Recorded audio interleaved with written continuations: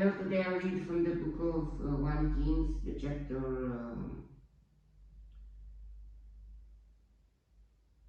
7. In chapter 6 it was about details that Solomon builds the temple, and there was some details on how it was made. And now let's see what's happening in the chapter 7.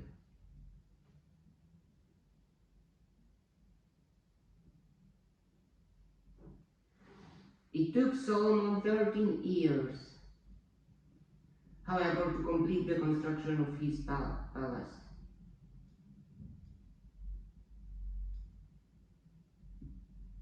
He built the palace of the forest of Lebanon, 100 cubits long, 50 wide,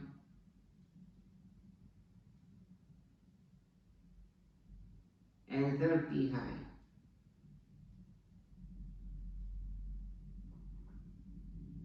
With 4 rows of cedar columns,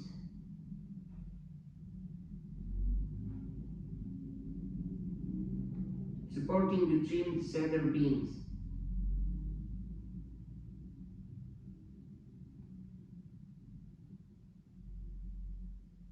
It was roofed with cedar above the beams that rested on the columns. 45 beams. It was 15 to a row.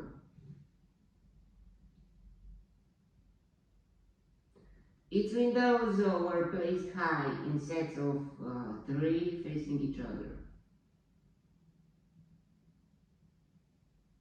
3 sets of.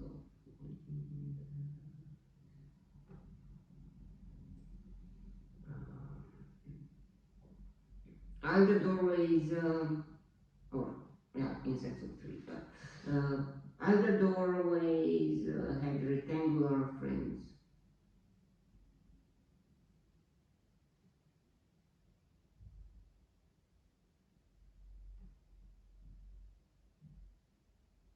They were in the front part in sets of 3.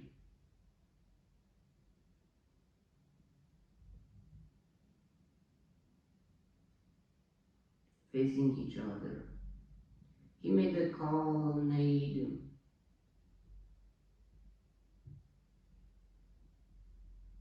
cubits long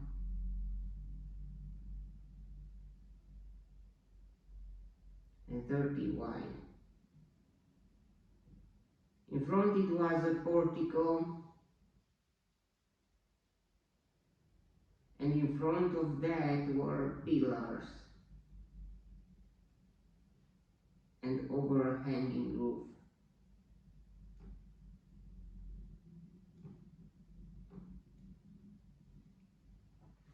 He built a throne hall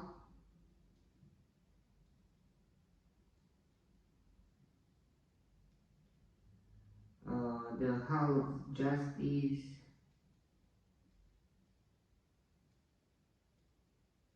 where he was to judge, and he covered it with cedar from floor to ceiling.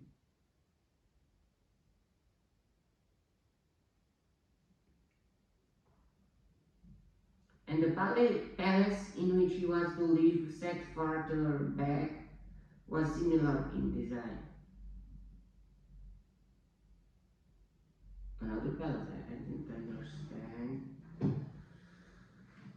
Solomon also made a palace like this hall for Pharaoh's daughter,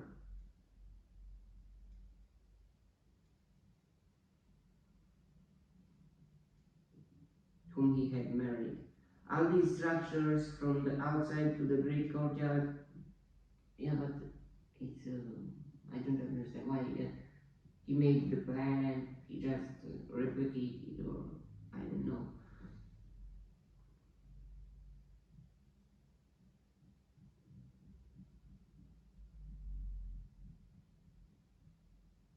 All these structures, from the outside to the great courtyard and from foundation to eaves, were made of blocks of high-grade stone cut to size and trimmed with a saw on their inner and outer faces. The foundations were laid with large stones of good quality, some measuring 10 cubits and some 8. Above were high-grade stones cut to size and cedar beams. The great courtyard was surrounded by a wall of 3 courses of dressed stone and 1 course of trimmed cedar beams. Yeah, I must take some notes.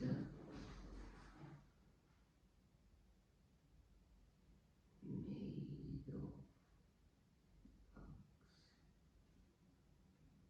high-grade stone.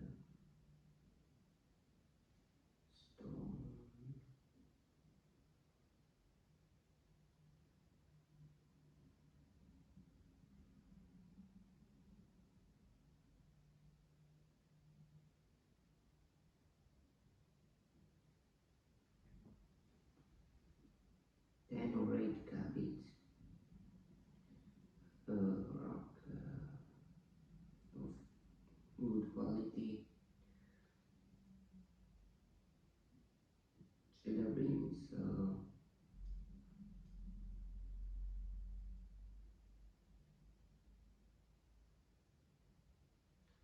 wall of 3 courses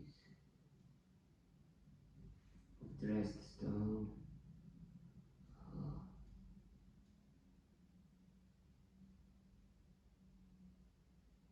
1 course of trimmed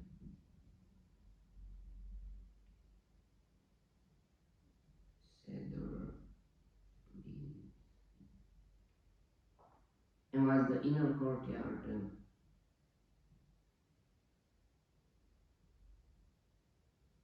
of the temple of the Lord with its portico.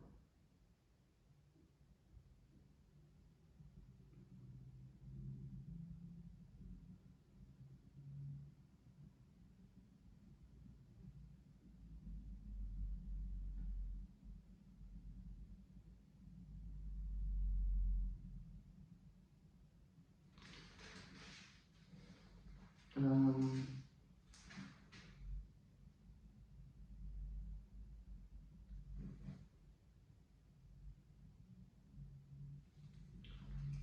I don't see the image. I mean, and I don't understand it totally. And yeah, it's a bit of work to see only some ideas of how it looked like, because you cannot know how it looked like until you see it. And yeah, but the plan of the building, a bit, there are some details and you can see a bit, but still, we see here that Solomon was, yeah, he liked to build, he wanted to build the temple of the Lord, but he didn't stop on that, and but he built his own palace, and not just one. I think there were more. One for the daughter of Pharaoh, and maybe another one for uh, him. I can't understand here. It was.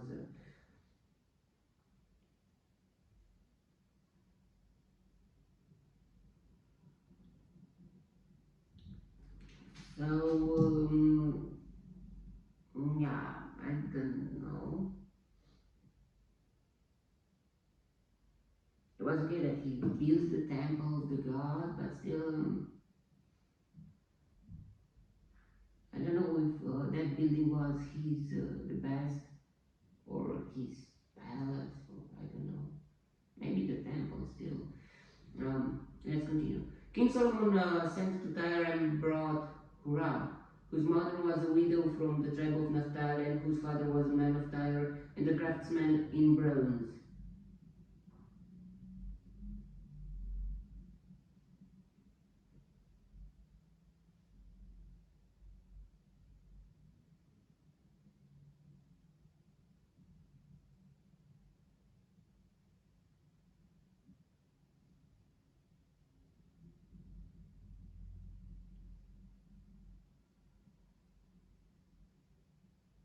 Mm,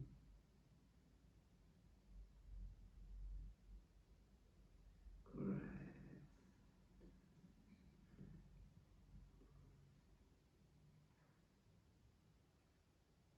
Huram was highly skilled and experienced in all kinds of bronze work. He came to King Solomon and did all the work assigned to him. He cast 2 bronze pillars,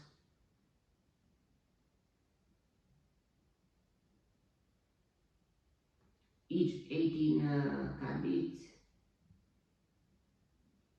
high and 12 cubits around by line. He also made 2 capitals of cast bronze to set on the tops of the pillars. Each capital was 5 cubits to set.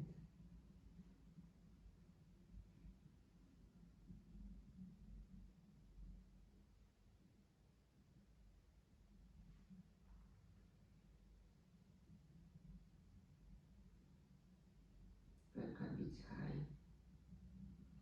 A network of interwoven chains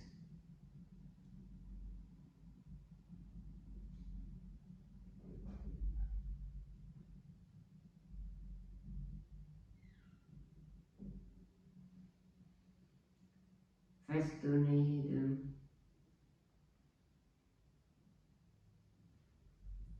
the capitals on top of the pillars, 7 for each capital.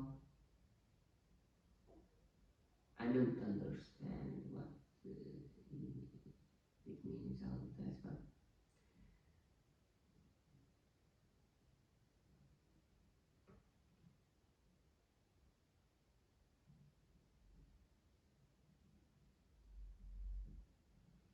he made pomegranates in 2 rows,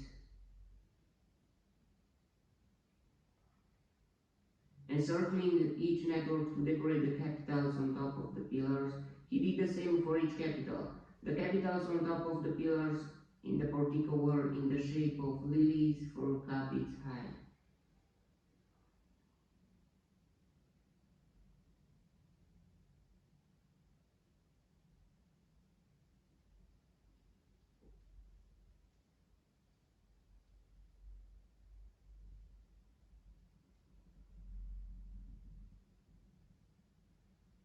On the capitals of both pillars above the bowl-shaped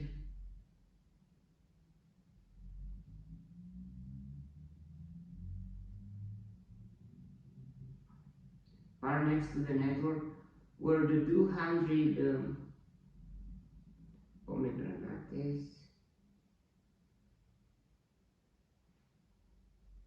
in rows all around. He erected the pillars at the portico of the temple.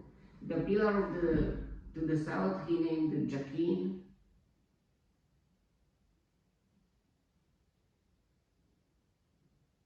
Oh, to name a pillar, it's weird.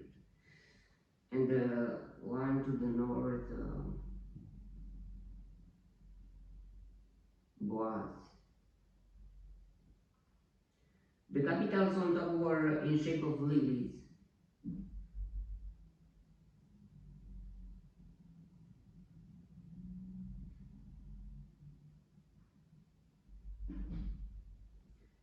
And so the work on the pillars was completed. He made the sea of cast metal,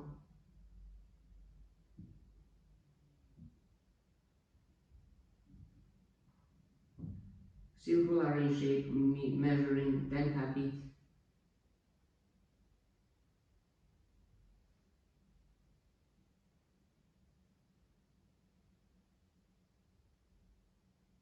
To measure around it. Below the ring, gourds encircled it, 10 to a cubit.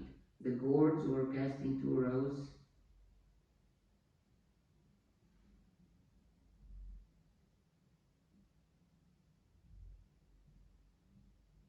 in one piece with the sea. The sea stood on 12 bulls,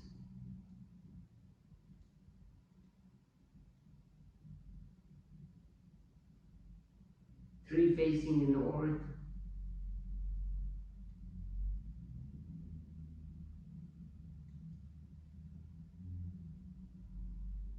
three facing west, three facing south, and three facing east. The sea rested on top of them, and their hindquarters were toward the center. It was a handbreadth in thickness, and its rim was like the rim of a cap, like a lily blossom. It held 2,000 bats.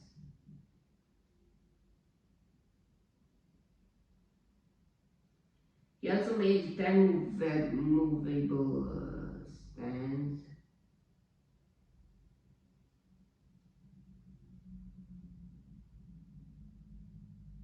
of bronze. Now I think the temple was his best work. I mean, lots of details. And it was 4 cubits long.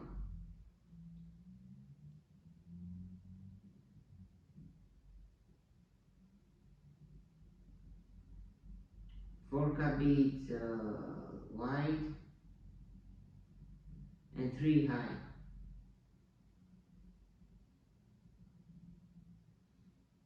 This is how the stands were made.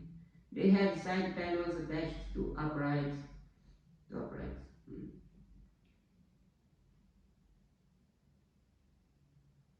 On the panel between the uprights were lions, bulls, and cherubim. And on the uprights as well. Above and below the lions and bulls were racks of hammered work.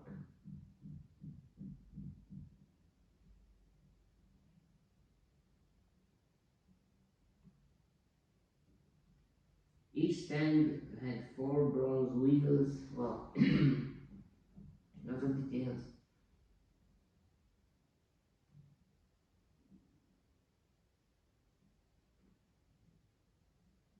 With bronze axles,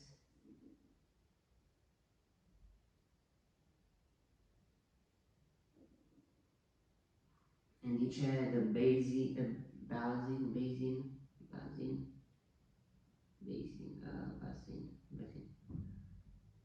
resting on 4 support.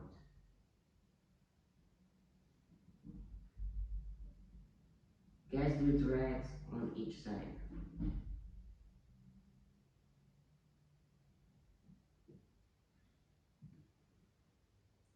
On the inside of the stand, there was an opening that had a circular frame, 1 cubit deep.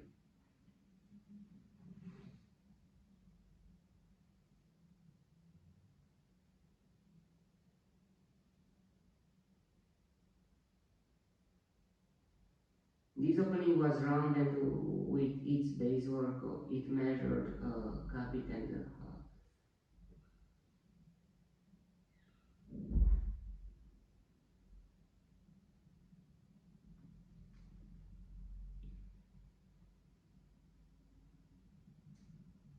Around its opening, there was engraving. The panels, there are lots of details. Panels of stands were square. round. The four wheels were under the panels, and the axles of the wheels were attached to the stand. The diameter of each wheel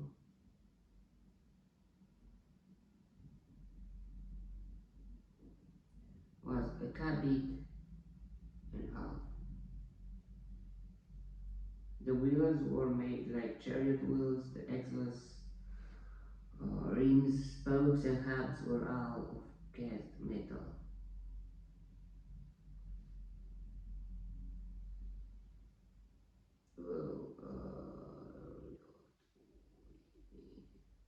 There are lots of details here, and to just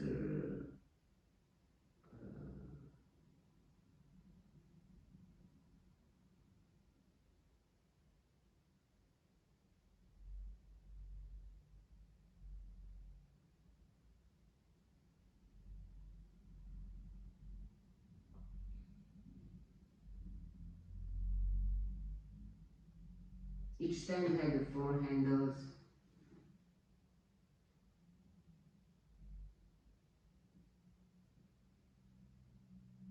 one of each corner projecting from the stand. At the top of the stand there was a circular band half a cubit deep.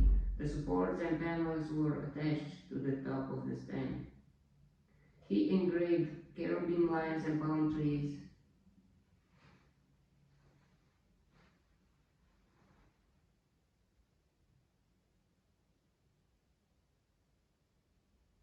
On the surface of the supports and on the panels, in every available space, with racks all around. This is the way he made the 10 stands. They were all cast in the same molds and were identical in size and shape. He then made 10 bronze basins,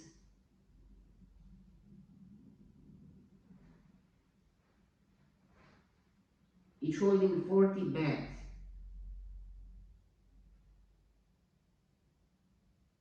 And measuring 4 cubits across. One basin go on each of the 10 stands.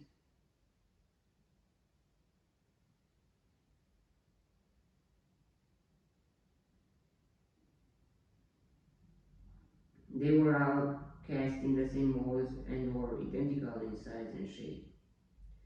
He then made 10 bronze basins,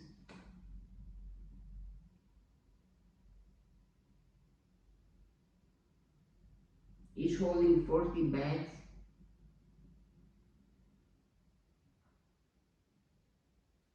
and measuring 4 cubits across. One basin go on each of the 10 stands. He placed the sea on the south side,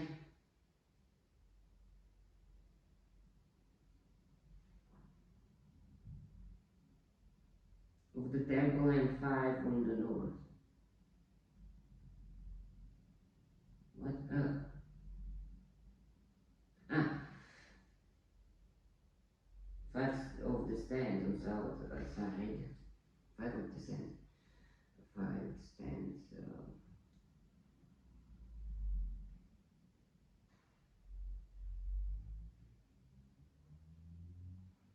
And 5 north. He placed sea on south side and southeast corner of the temple. He also made the basins and shovels and sprinkling bowls.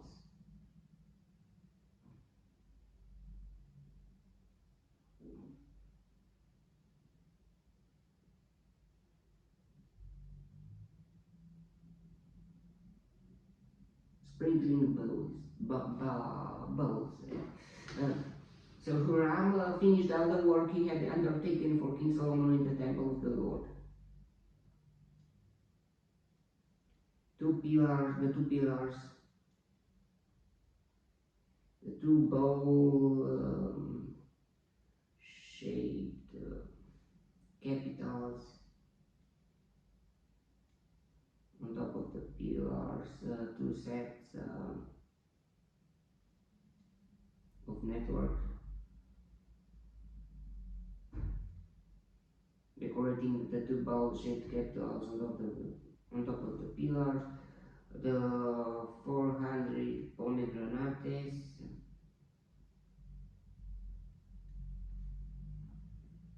for the two sets of network, two rows of pomegranates for each network, decorating the bowl shaped capitals on the top of the pillars, the 10 stands with their 10 basins, the sea and 12 bulls, the pots, shovels, and sprinkling bowls.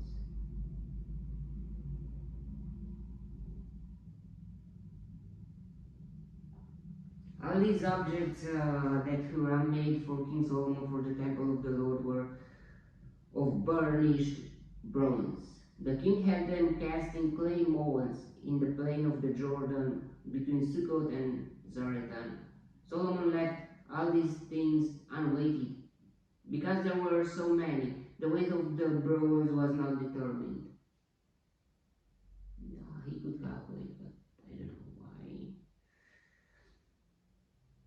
Solomon also made all the furnishings that were in the Lord's temple. The golden altar,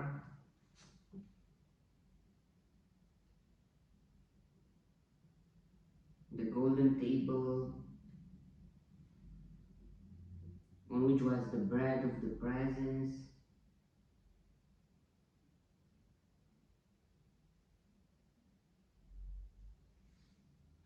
the lampstands,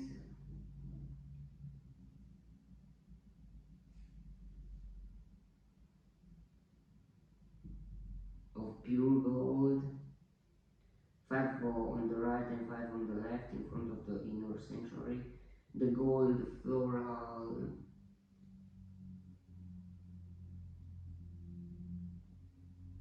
work, and lamps and tongues,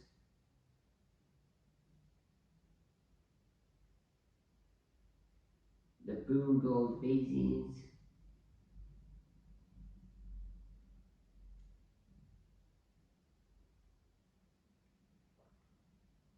wick trimmers,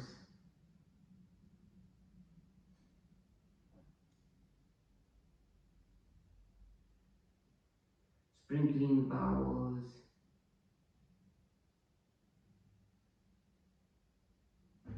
dishes, and censers, and the gold sockets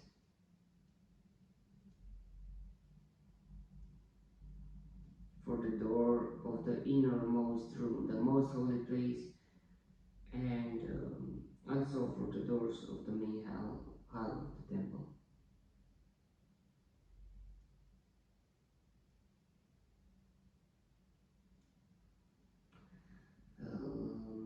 When all the work King Solomon had done for the temple of the Lord was finished, he brought in the things his father David had dedicated.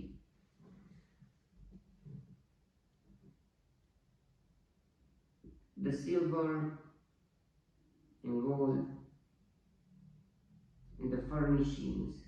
He placed them in the treasuries of the Lord's temple. But he could use that for the temple, but I don't know.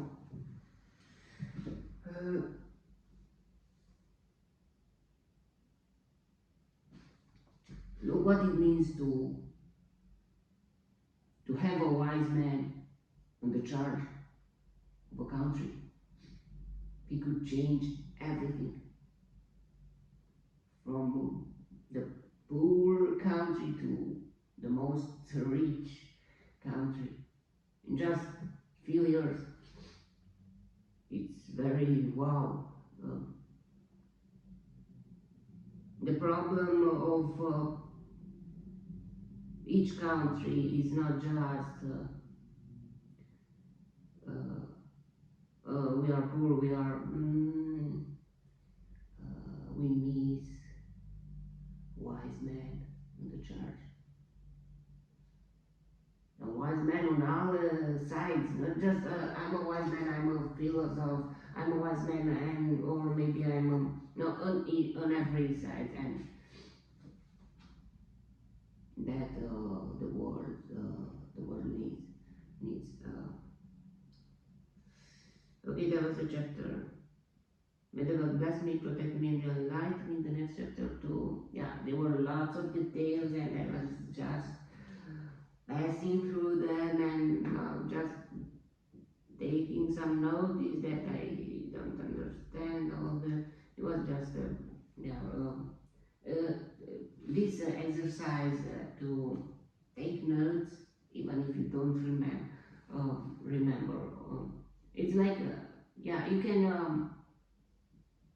think deep on the things that are written, because when you just read and you don't maybe will leave nothing in your mind, but when you start taking some notes, maybe something will remain.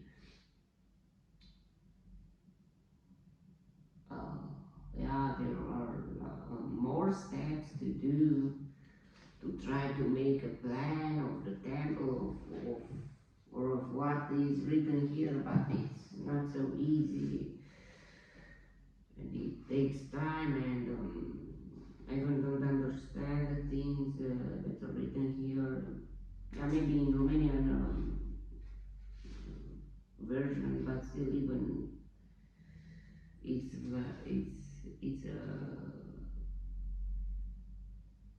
a work to do, and not just drawing, but study everything that what are the meanings of all of those, and how it was were made of.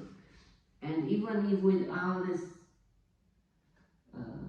those things, you cannot know for sure how it really was the temple of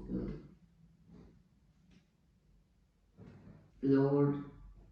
Only if you go to archaeology, and maybe you'll find some things, or maybe not, I don't know, because the Roman Empire destroyed it and melted, I think, all the gold in it, and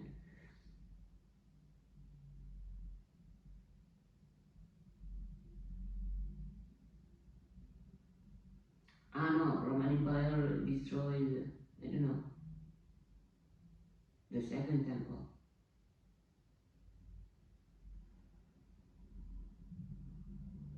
After Jesus was came into the world, into the earth, on the earth, the first destroyed temple was the Babylonian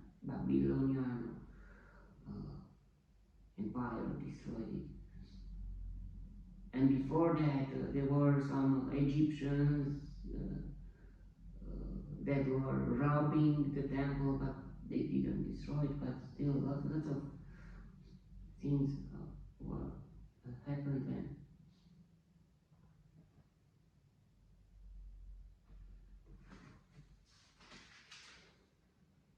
Okay, that was the chapter.